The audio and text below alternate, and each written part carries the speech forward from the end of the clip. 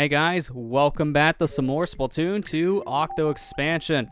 We're getting one step closer to a thang, even though we were very close to it a very long time ago, but I swear, we may get it in this episode. Maybe.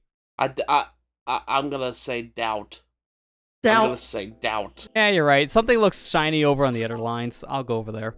To be Cole Phelps X to doubt.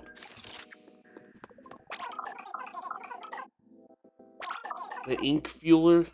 This one's all about the ink furlers and the 8-ball. What a combo. Is furler a... I don't remember what a furler is.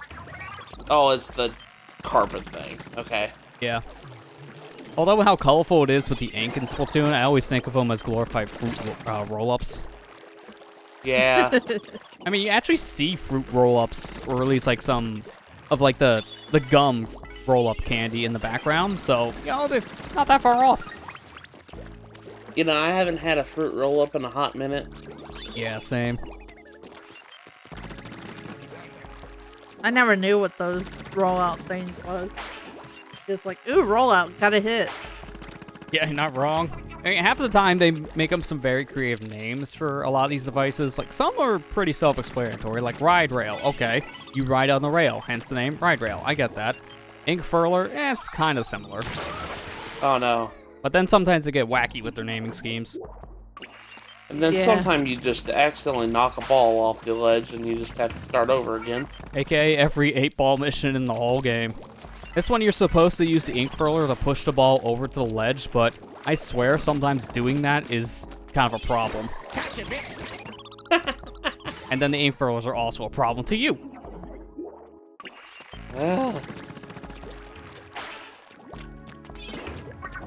I think the burst Nice bomb. shot. Yeah, that was a nice burst bomb throw. There we go.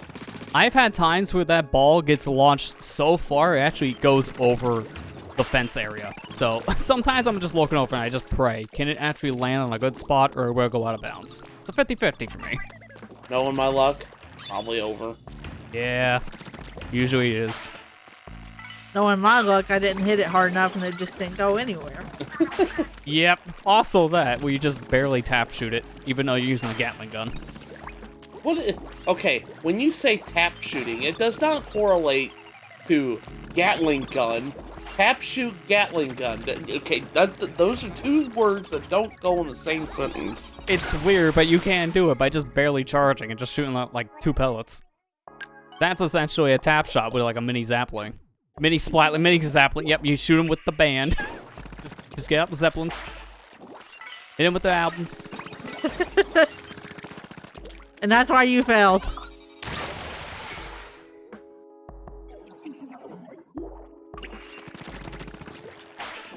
This part, I swear, I always have the hardest time with because it's all timing based. And then stuff like that can just happen. I have like the worst sense of timing when it comes to this part in the 8-ball level. It's just shooting the furlers in time. Like, you want it to come down as soon as the ball's above it. But timing that shot is just always an impossibility, feels for me. Balloonfish have a delay, doesn't make it any easier. Ball does not want to play nice today. Hate fences. And now I get to be told, hey, look, you suck. So here's your help. So when you fail a test and game over at least 2 times, then this option becomes available from Marina, where Marina is able to hack into the system and trick it out to a point where now it thinks that you actually passed the test for real. So this is essentially your get out of jail free card. This game is fair as But we are taking that option because no thank you. That's just like the white Tanuki suit from Mario 3D Land. 3D World. Yeah, it is, and it does have the same kind of punishments if you do take the hack. You don't get the mem cake. You get this hollowed out version of the mem cake, and it doesn't count towards your 100% completion. So if you want to complete those cakes, you gotta play the level and beat it proper. You cannot take the hack route. But if you're just trying to speedrun, yeah, man, just keep on dying and pay out those extra points. Don't matter. Game is fair as according to Scott. He's not wrong. Most games aren't this way anymore, so. Yeah. Sometimes you just want to get a move on. Yeah. Uh-oh. I thought for a second that was a void, not a wall. Yeah, I've had that happen sometimes actually here, where I shoot it over and I think it just barely hits like an edge and falls off, which I don't know how. There are actual fences around there. There are launchers near it too, and it finds that one crevice that counts as a bombless pit. It had happened at least like once. I'm like, how did I fail? Getting close to that thing. That shiny new thing. We might find out what it is eventually. Eventually. For now, though, how do you like nozzle noses in the extended variety? Because here's the H3 nozzle nose. I love the name of that weapon. I swear, this weapon was really good at one time, but it's kind of fallen off in the meta over the years. I love the name of it, though. Nozzle News. Yeah. It's essentially a garden hose, just wrapped up into a gun. And there's two variants. This one's the H version. The L version just shoots faster, but has less range. So think of it as like high and low nozzle nose. Oh, okay. And the 3 says that you can shoot 3 times at one button press. It's like a battle rifle in Halo. It's actually, yeah, pretty similar to that weapon. This in like Splatoon 1 was like a really big weapon to use. It was just a really good powered weapon. The kits it had in the first game were really great, but it kind of fell off starting with Splatoon 2. Just, it wasn't seen as much use. The L3 variant got so much use. In fact, the L3 nozzle nose is considered the best weapon in Splatoon 2 for Turf War. You would see Turf War tournaments all the time just run full-on L3 nozzle nose weapon kits. It was actually kind of hilarious. Whenever you get a nozzle, L3 nozzle news. You get an L3 nozzle news. Yep, everyone used it, but it was just a really good turfer.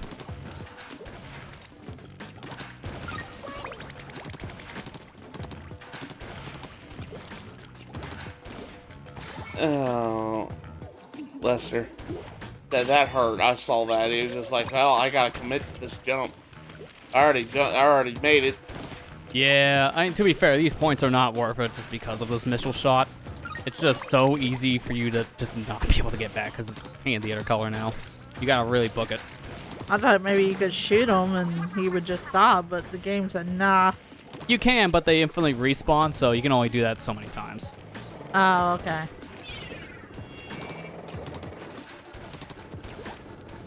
Nope. Hey, I was riding that. Nope. Stupid enemy pulls it away as soon as I get on the platform. The gimmick here is you want to turn this whole platform structure so it's facing the opposite direction, giving you a gap for these missiles to hit the other ink switch. But by doing that, they also constantly hit the ink switch, constantly pushing this platform back over to the left. They gotta move the platform again with the other ink switch. They can actually stay on the platform and move. Oh my gosh. That's the whole gimmick of this level. He's like the ride attendant. He saw you were too short and knocked you off. Yeah, you gotta be this high to continue to level.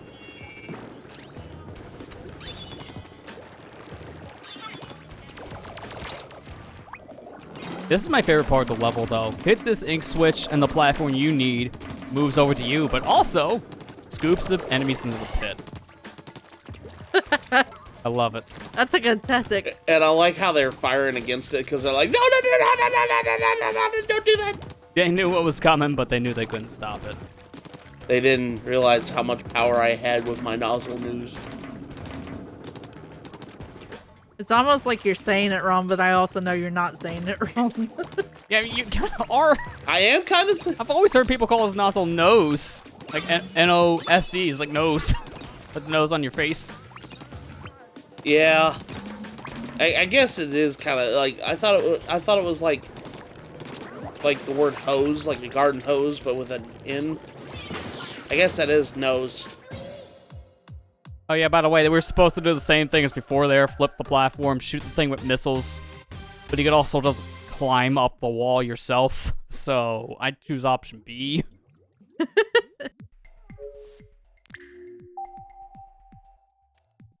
Okay, fine. I'll actually go get it. Here's bust and run. I'm gonna bust and run into the thing. There's a thing. That sounds wrong in so many levels, but that's just kind of Splatoon in general. It has a lot of innuendos without you knowing it. Don't mean to. Oh, the music changed. This must be serious. Reminds me of old good Bluefin Depot. Whatever happened to that anyways? What's that stuck at the Wii U? Oh, what's a U? Why is he saying Wii? What's a Wii U? What is a Wii U? Oh, selfie time. Gotta take a picture of my nice new big old mug. This would be great to drink all the tears from the octolings I keep on beating. A big old pitcher. I guess you could say I'm taking it to the pitcher's mound. Feel free to kick him off the call anytime, Lester. Always have the power. I do believe that line, though, that the telephone said, I think it's the same between the genders. I think he still kind of uses the Mama Jam quote, even if you're playing as a boy. Don't quote me on that. He usually plays the girl design just because, let's be honest, the girl design for the Octoling is just way better in this game compared to the boy. The hairstyles, I think, are just more expressive for the girl design, and plus, you gotta love the outfit. Yeah, I don't really care for the Octoling boy design in this game. They got a lot better in the third game. Yeah, I mean, I like the fro. I think the fro hat hair design is better than like the mohawk. But I think just overall design-wise, I think the girl was just better. I mean, that's always the case, it seems like, with Splatoon in general. It's usually the female design that's just a lot more popular. And usually a lot better in a lot of different areas, too. Half the time, it's always the hair designs. They made the Octolings look a lot better in 3. Yeah. I think there's a lot more hair options now that they give you the option to.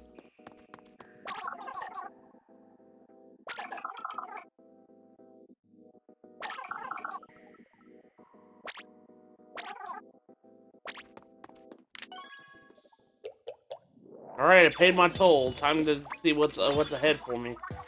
Using splat bombs. Only splat bombs. Where's little buddy when you need him? This shot is kind of a pain because that's a wall behind the other blocks now. So I gotta hit right in the perfect spot on that tower just to hit the other crates. It's kind of annoying. Like Amber said, where's little buddy when you need him? Yeah, exactly. At least that thing will go after all the crates.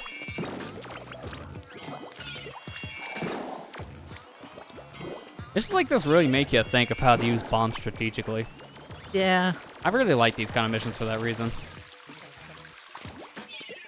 Toss a bomb and I missed. Toss another bomb and there you go.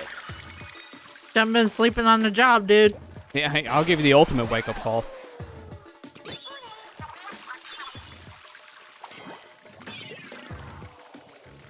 I always get nervous when I throw a bomb on a rail. I'm like, what if I fall down? Yeah. To be fair, they did think of that, at least with that section that we just passed through, because there is a platform underneath the ink rail. So if you do jump and miss the ink rail, then you just fall on a platform. Don't hold too far forward, because the platform only goes so far.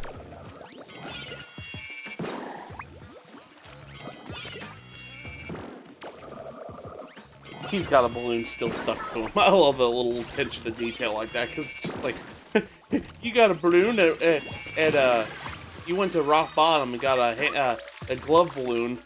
Yeah. And that's an episode I haven't watched in a long time of SpongeBob. Yeah, well, that was like episode 2. It was like very, very early on in the show's life. Wasn't it like a super early, early season episode 2? Yep, that was in season 1. It's still one of the most memorable ones, just because of the stupid theming.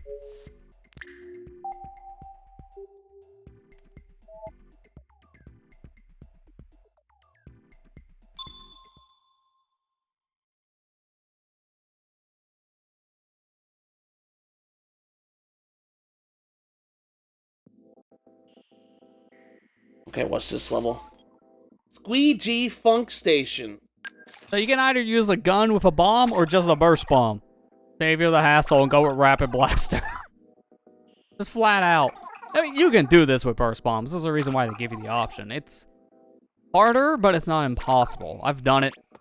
It's just, there's a lot of times where you just sit in your ink a lot longer recharging because you can only throw 2 burst bombs at a time before you have to refill.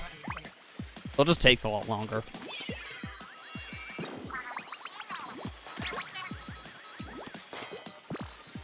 Also love how during this mission, Marina's just calling these things cute.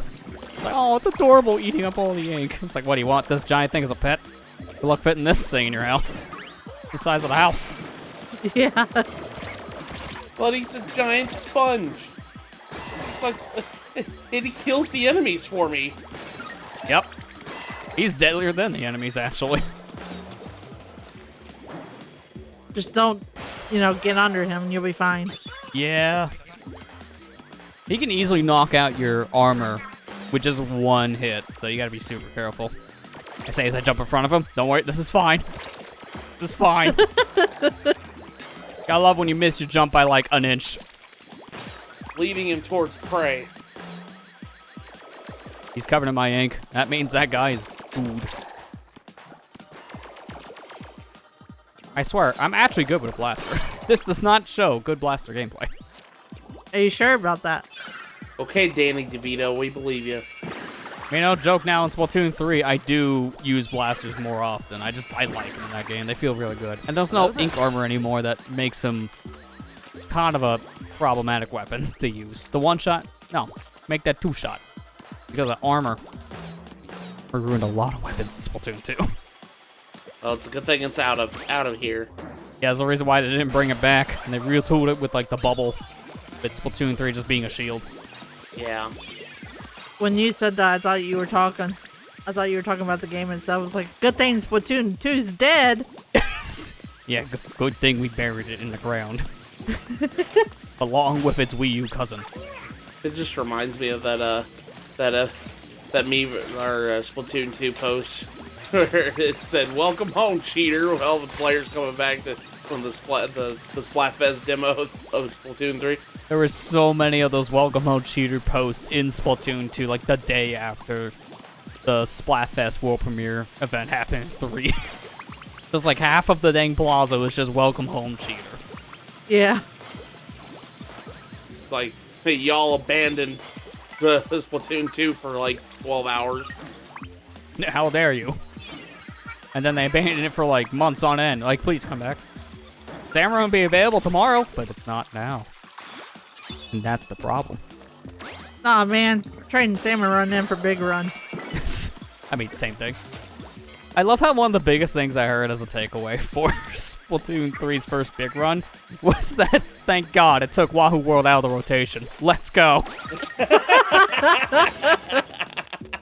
Like, Wahoo World is kind of like a hated map competitively. Oh, thank God, Wahoo World's not there anymore. Just wait until the next big run where they get, like, the best stage in the game. People are like, oh, dang it. Flounder Heights now is out of rotation. I like that map. Could be a 180. Or they just pick a random Splatoon 2 level, like the towers or something. Yeah. Oh, God.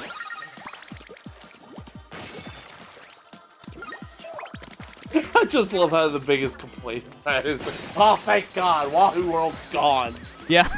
Yeah, the biggest compliment I got was nothing to do with the mode itself. It was just taking one map out of rotation. I saw actually a fellow person in our Discord posted a video yesterday of something I thought was really wholesome and really kind of depressing at the same time. There was people playing Clan Blitz, and the other team, all three of their members DC'd. So the other team went over to the one guy and let him win Clan Blitz. I love it when that happens. I've actually seen that before, too. Yeah, the whole team DCs, but they still play along and help the other team that's down like 3 members. I was like, I don't think there's one community that I like better anymore that's actually kind of flat out wholesome besides the Kirby. Besides the Kirby fan base. Kirby fan base is pretty wholesome. Yeah. But the Splatoon fan base is pretty wholesome for the most part. Until you get the weird post on Splatoon's message boards. Yeah, although that's just like the weird people in general. Always those outliers.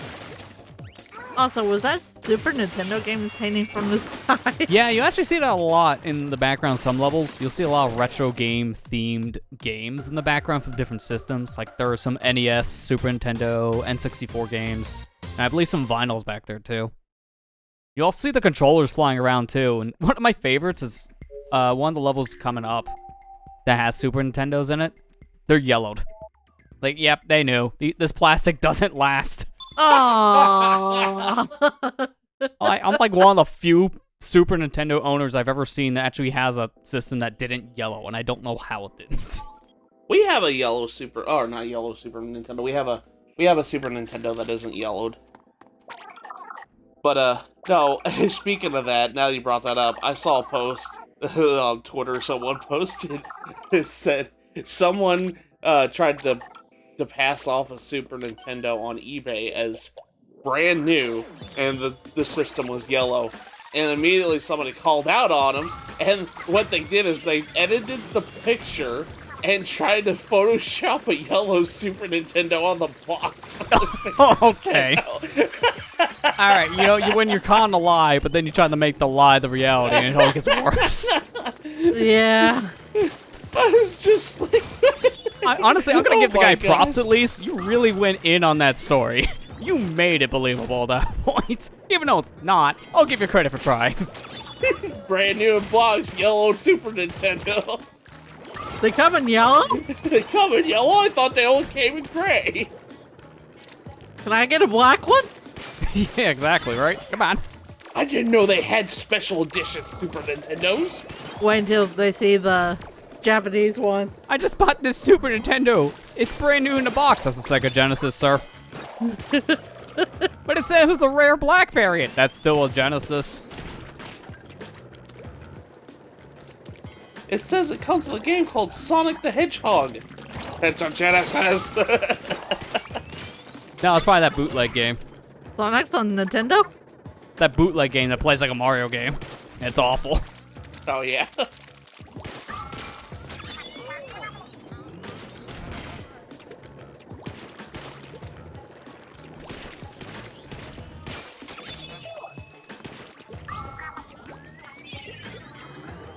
I love how you bonked him with a bomb. He just threw the bomb and it just bonked him. Yeah, the more things you hit here and get the targets, then they start ramping up the enemies and snipers come everywhere. Just throw a bomb at them. They'll never see it coming.